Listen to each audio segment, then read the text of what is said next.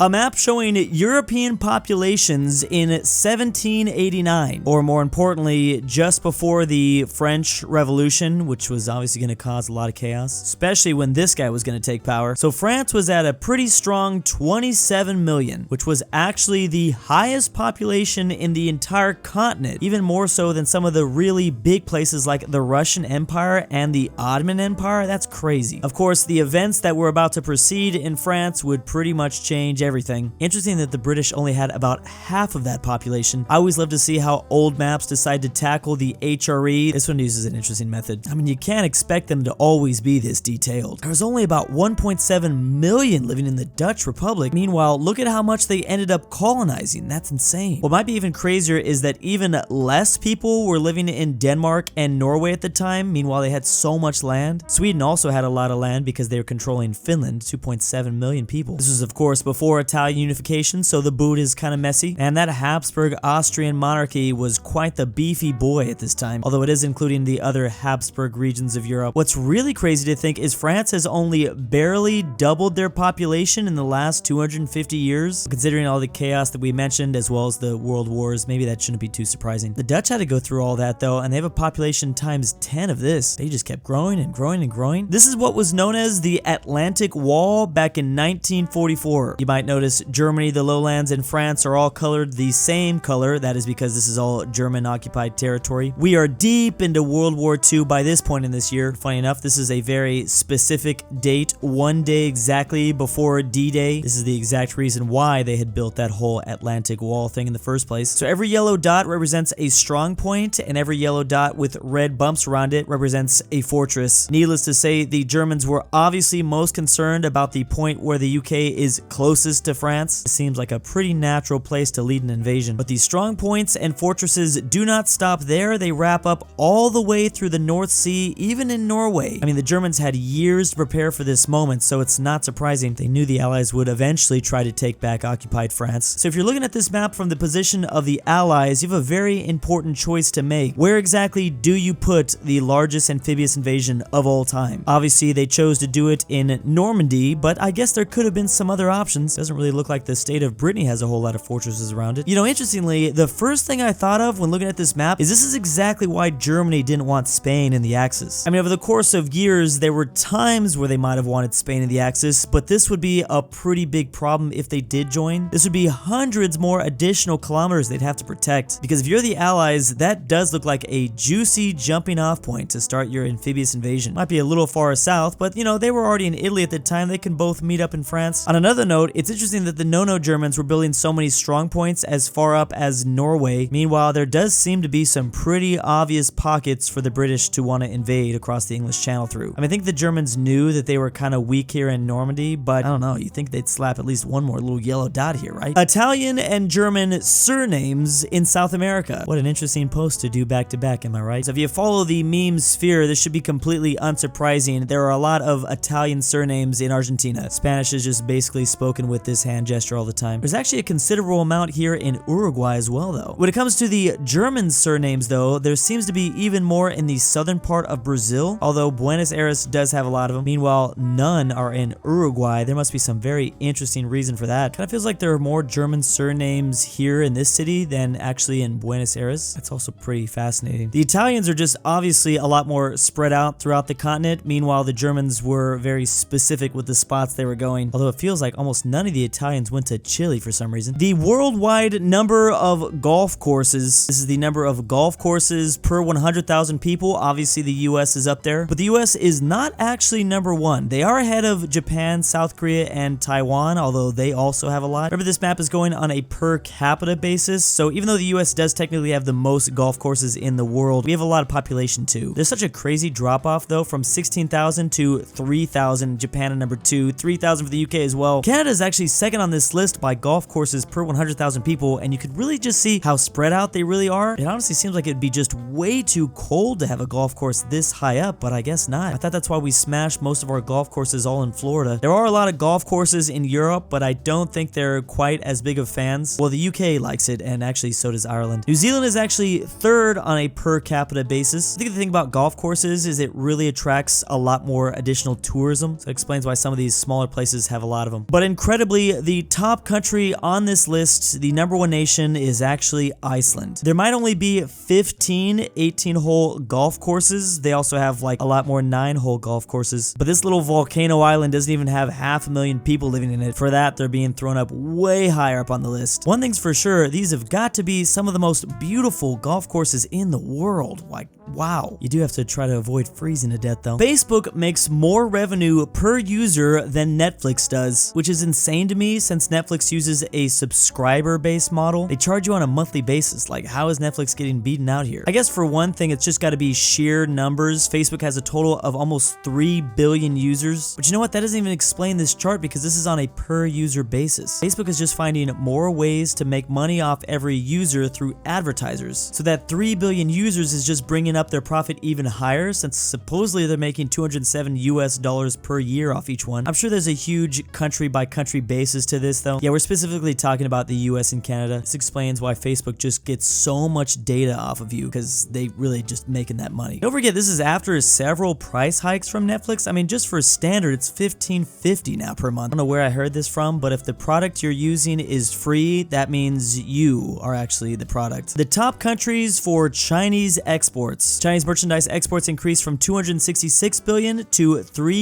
almost 6 trillion. And completely unsurprisingly, the #1 country is the US, bringing in 54 billion for them. Then it's the EU at 38. Look at how small this graph starts in 2001, and 20 years later, it has just exploded. The little city-state of Hong Kong brings in so much. They're bringing in more than just Japan, South Korea, Vietnam, India. How is that possible? I mean, Hong Kong is right there next to them, so maybe it shouldn't be too surprising. So this could get confusing because on an individual country basis, you're looking at the US, Hong Kong, and Japan in 1, 2, and 3. But this is putting in the European Union, grouping all the places in that union together. So obviously that's why they're looking like they're in second. And completely unsurprisingly, the top country in that union happens to be Germany. India is 6th though. They're pretty high. China's merchandise export growth rate has slowed as of recently though, so they probably won't continue to see an explosion like this. We'll see if it continues to increase, however. The world's highest paid athletes. There is going to be a difference between on the field and off the field though. So we have 3 American athletes to start things off: Steph Curry, Phil Mickelson, oh, I can't say his name, and Dustin Johnson. I actually haven't even heard of him. How's he beating out Phil? I know Phil, but I don't know Dustin Johnson. So crazy to see how much golf is actually bringing in. It is kind of like the rich guy sport, I guess. Look at how much money Steph Curry is bringing in off the court though. That's the big reason why he's here. In 5th place, we have the Mexican boxer Canelo Alvarez here at 110 million. Again, most of this is coming on the field, or I guess in the ring in this case. In 4th place, we go back to the US with LeBron James.